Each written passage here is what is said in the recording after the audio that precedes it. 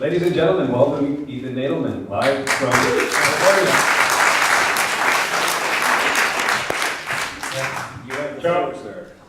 Charles, thanks very much, and I really appreciate this opportunity to talk to all of you, and I'm sorry I can't be there with you in London. But Charles asked me to make some comments about where I see, how we're going to get from where we are now, which is an area where we've clearly making progress, but also dealing with some obstacles, to where we want to be, which I would define as minimizing as much as possible the role of punitive prohibitions in dealing with drugs, while simultaneously, protecting public safety and health. I really do think that's the best way to think about it. I do think that the best way to think about drug policy reform is in terms of an array of policy options. From the most punitive policies like we see in Singapore or parts of Asia, or in some ways the United States, to the most libertarian, sort of old-fashioned tobacco models in the old days.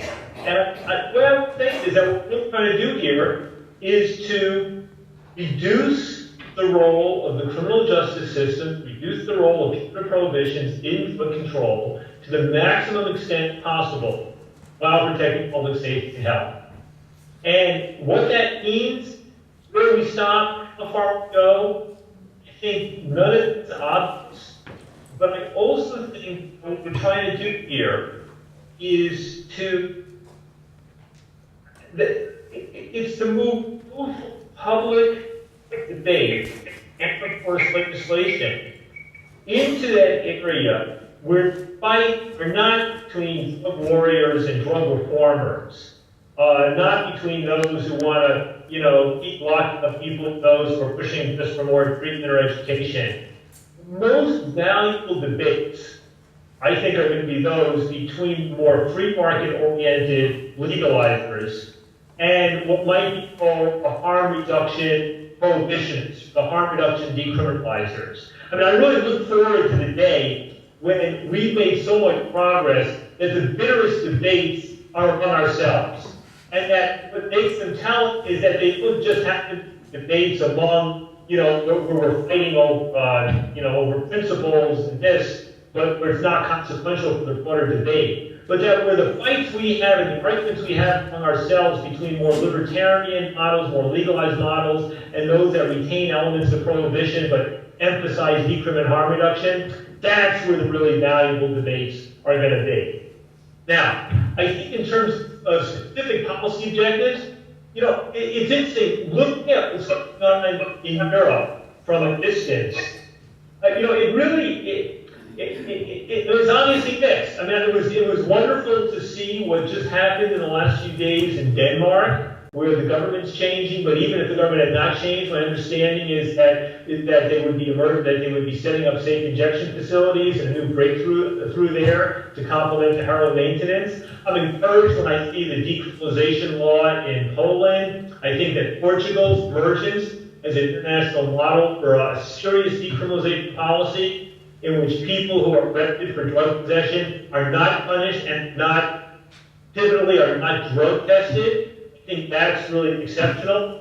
I think what's happening in Norway, where you really have movement forward and this wonderful role played by the former Foreign Minister Stoltenberg, father of the current Prime Minister, I think, who also served on the Global Commission. So Norway's looking at also an interesting development in Scandinavia. So I think that those sort of, Czech Republic, for example, there's clearly been support. Now, obviously, I don't need to tell you about what's going on in the Netherlands and these efforts to ban non-Dutch citizens to go there, the ways in which the border towns are affecting national policy. I mean, that's really where you're really the experts. But I will say that one thing that, as an American, I feel oddly good about, I feel like I spent the last 20 years, whenever I go outside the United States to speak at an national audience, I feel obliged to apologize for the actions of my government in this area. And that's still true. I mean, Obama's backed up a little bit on international front, on, dealing with issues of HIV and harm reduction, but there's still a need to apologize for the egregious and incredibly destructive role that my government has played globally over the last century and recent years in terms of propagating and perpetuating punitive prohibitionist regime. That said, when it comes to marijuana, to cannabis reform, I mean, the odd fact of the matter is that in some respects, the United States, in a kind of haphazard way, actually, for the first time, almost ever, playing a leadership role on reform. What happened with Proposition 19 in California last year, where we went from, in states less than a year, from people saying, oh, no, marijuana legalization can never win, to a world in which people are saying, how come you didn't win, as if it was supposed to win. The fact that it got 46% of the vote, the fact that it got more votes than any of the Republican candidates for governor or senator, that was remarkable. That was really remarkable. The fact that it got the endorsements of the NAACP, our leading and really conservative African American organization, the fact that it got endorsements from elected officials, the fact that it got endorsements from major labor unions and also from police unions, the black and Latino police unions. There was really something transformative that happened in California. And the fact that it actually received 46.5% of the vote exceeded my expectations, and I think most other realistic observers and analysts in this area. It also did more to transform the national dialogue about marijuana policy than anything that's ever happened before. I mean, the fact that just on the front page of all major newspapers and television programs, that it was being treated as a serious policy option, that media was paying attention to the shifting political calculus, that was all very, very important. It wasn't just in the U.S. It was international as well. I mean, don't forget that 1 month before the November election, President Santos of Colombia convenes a summit of Latin American presidents. I think he had Central American and maybe the Mexican Calderon there. And basically says, what if Prop 19 what does that mean for Latin America? And I have to credit Santos in Colombia, because I don't think I've ever seen a national president speaking with such sophistication out of both sides of his mouth on issues. I mean, it's ridiculous, because on the one hand, he's giving the U.S. government the rhetoric it needs in order to keep off his back. He's saying we'll keep cracking down drugs and blah, blah, blah, and he's saying that this would be terrible if Prop 19 wins. But privately, and in his interviews and in all the other communications, he's making it clear that a victory for Prop 19 is exactly what was needed. Also endorsing not endorsing, but showing support for the Global Commission. And I'll tell you, 2 weeks ago, when President Calderon in Mexico made that comment after the brutal killings in Monterrey, and he said that if the U.S. cannot curtail its demand for drugs, then they need to pursue market solutions. And market solutions is seen the kind of way of talking about legalization without using the alcohol. So there was clear progress. I think that Proposition 19, the marijuana legalization effort in the United States, really quite remarkable. It's possible that support for legalization, the marijuana legalization in the United States nationally, which is about 46%, is higher than in almost any other country in the world. Maybe the Netherlands is higher, I'm not sure. Maybe a couple other places. It's now that there are more medical marijuana dispensaries operating legally or quasi-legally under state law in the United States than there are coffee shops in the Netherlands. There may well be more people buying marijuana legally or quasi-legally under state law in the United States than there are people buying marijuana legally in the Netherlands. I mean, this is a remarkable development. I think to some extent it's because of the marijuana efforts we started in 1996. But the remarkable development, the transformation, the dialogue, the legitimization of marijuana, just so you all know, there's very good chance that marijuana legalization is going to be on the ballot in both Colorado and Washington State in November 2012. And if the funding's there, I would predict a 50% chance that one of them wins.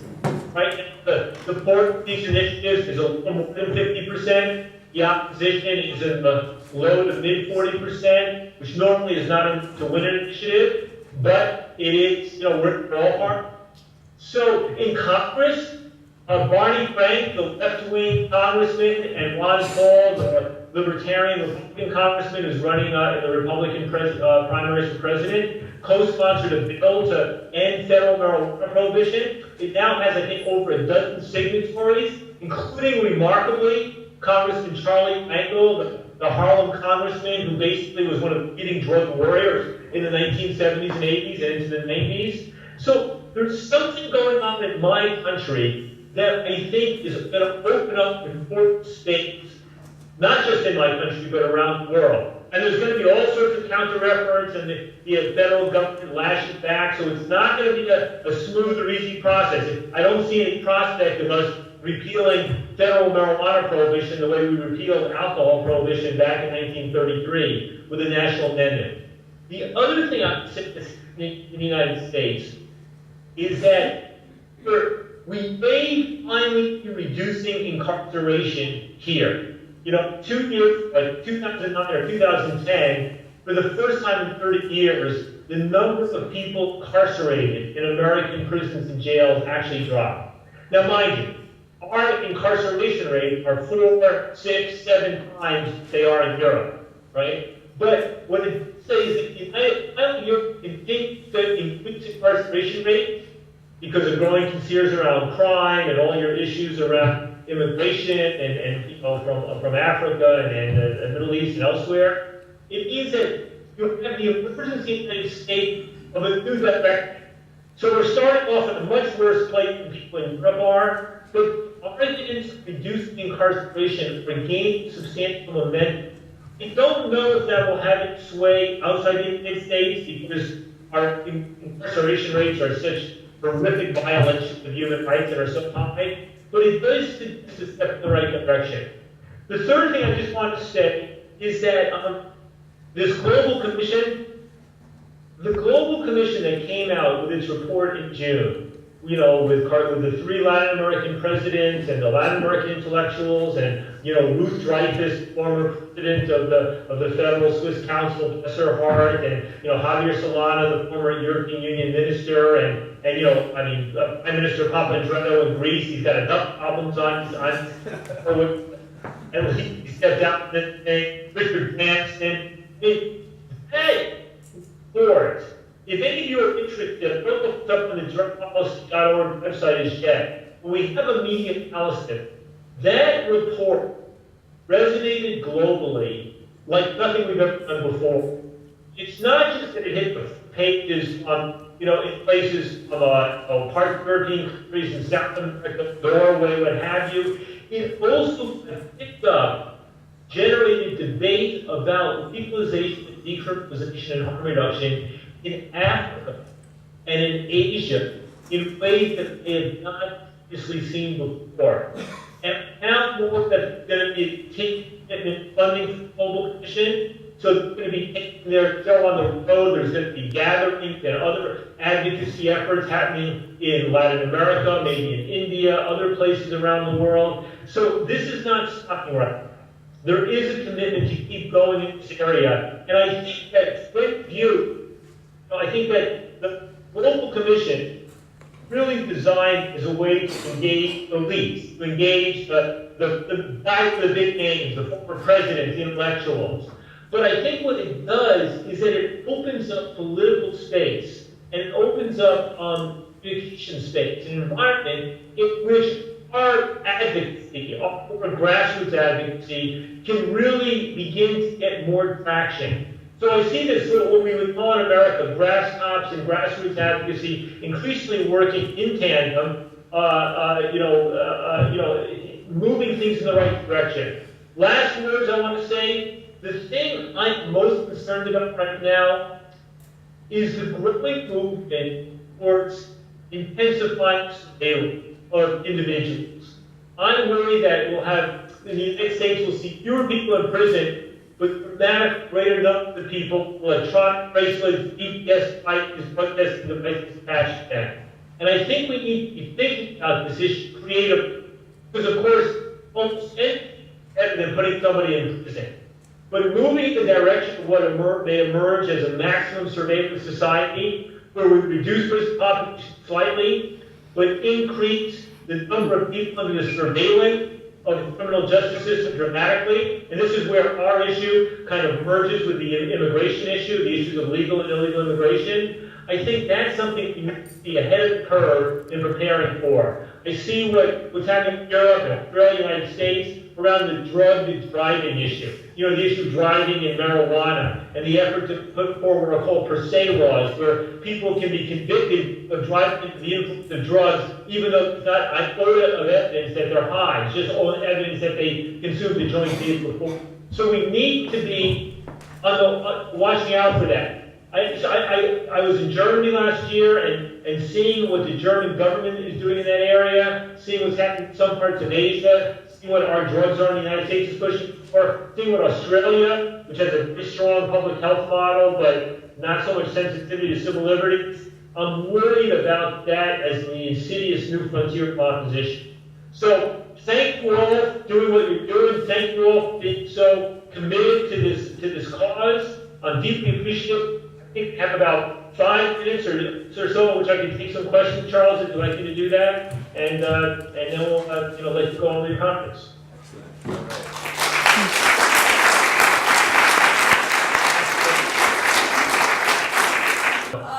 I know that some things under the Obama administration have improved as far as the cessation of raids on legal cannabis clubs, for example. But my little sister lives in TJ and in Tijuana. And she says that actually things have gotten a lot worse, a lot worse in the border between Mexico and California since Obama came in, and that there seems to be some kind of definite shift in policy. Do you know anything about that? The comment Charles, I heard it. Excellent. So what I would say, well, first of all, let me just say briefly about the Obama administration. I was actually pleasantly surprised by the Obama administration during its first 18 months. Obama, when he was running for president, made 3 explicit commitments. He said that they would pull back on federal enforcement regarding medical marijuana and defer to the states that had made it legal. That secondly, they would approve federal funding for needle exchange, which absurdly had not been tolerated. And then thirdly, they would roll back these very harsh criminal sentences for crack cocaine, which had this horrific racial disproportionality in them. And to my somewhat pleasant surprise, Obama made good on all 3 of those commitments in his first 18 months. And they also began to endorse needle exchange internationally, and there was some positive movement.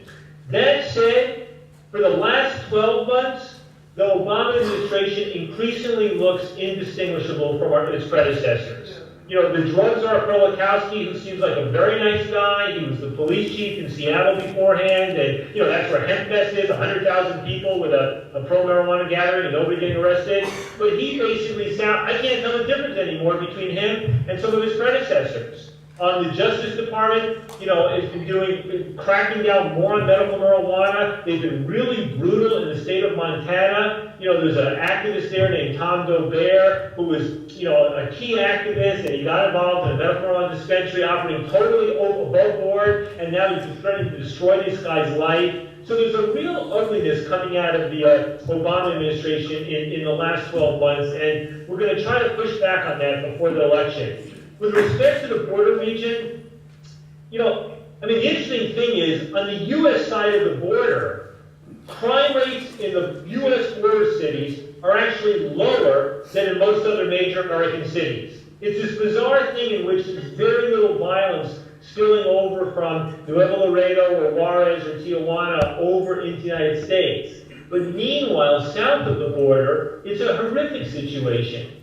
And it's not the whole country. you see many corporations are still saying that they're not seeing this as a real problem, and you see the Mexican economy continuing to grow. But the violence in those border cities is absolutely incredible. You can see Calderon remains, and his drug war approach remain popular, but he's beginning to, as I said before, his two predecessors, Cedillo and Fox, have both called for varying degrees of legalization. Among Mexican elites, there's a growing recognition it's the way to go. I think Calderon is profoundly frustrated. I personally am not opposed to the Mexican government getting the U.S. assistance in the same way that Colombia did to get assistance from our intelligence agencies and security agencies to more effectively crack down on the most violent drug trafficking gangs, the Zetas and what have you. On the other hand, the idea of bringing the military in there in a more kind of pervasive way does seem to be a mistaken strategy, but those are only short-term solutions.